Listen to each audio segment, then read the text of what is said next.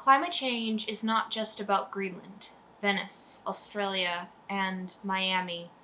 It's about extreme heat, heavy downpours, and flooding and droughts that are affecting our daily lives. Everything that has already happened to the Midwest will only become worse. There'll be more of these weather events. There'll be more displacement, more diseases, more death, more extinctions, and these will only increase in severity. Our actions in spreading these pollutants have resulted into a total catastrophe that could lead to an inhabitable Earth. This is the Midwest now. It can't change back to the lush forests of yesterday. The damage is already done. The future is a dystopia. The Midwest is broken. But that doesn't mean it can't be fixed. We can change this.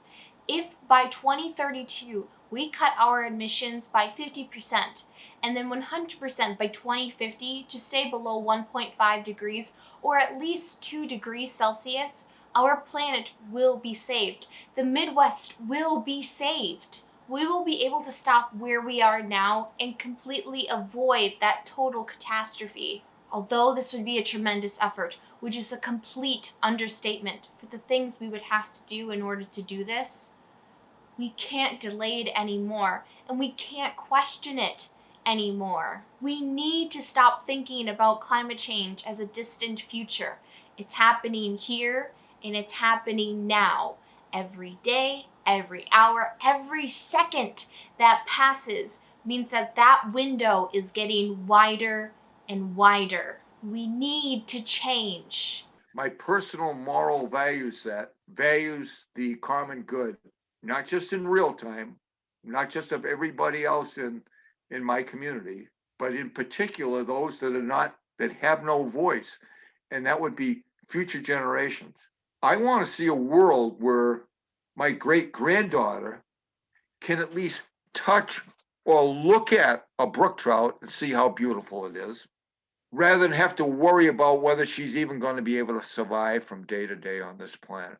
I want to be doing something that has at least the potential to be meaningful in a long-term way.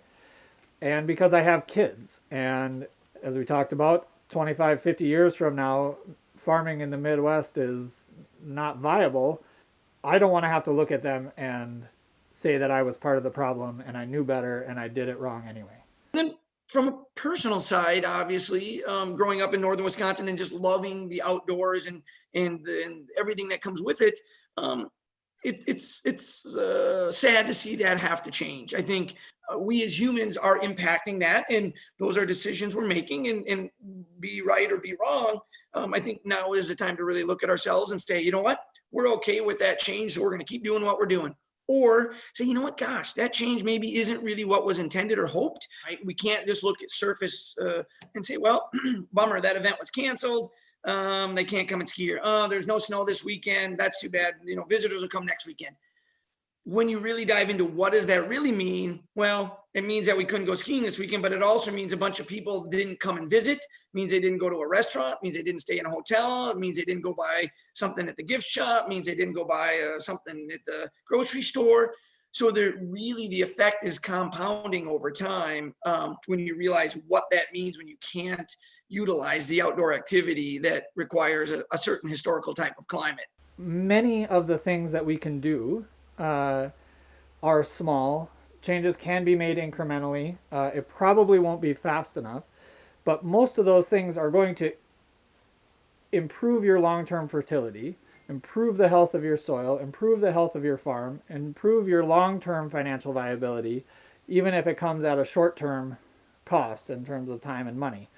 So I think long-term, agronomically speaking, these are sound investments. And we tend to think that ecological justice or ecological improvement comes at the expense of the economy. And that's just a mindset that's been kind of cooked into our heads. It doesn't have to be that way. There are very real, tangible things that we can do to promote good practices, both economically and ecologically, within our community. in November of 2015, while I was thinking about retirement, the first study from the Lancet Climate Change Commission came out. And when I read this, I was actually shocked because I did not realize it. And here, a panel of experts, world experts on public health, were saying this is the biggest health threat of the century. And this is what made me decide to study climate change. This is the fight of human beings on the planet.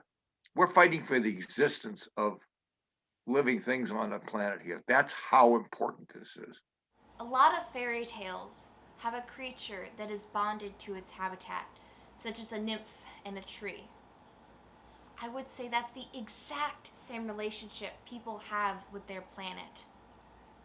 When we take a part of it, it takes part of us. So I ask of you, why would you fight for climate justice? Why would you fight for life?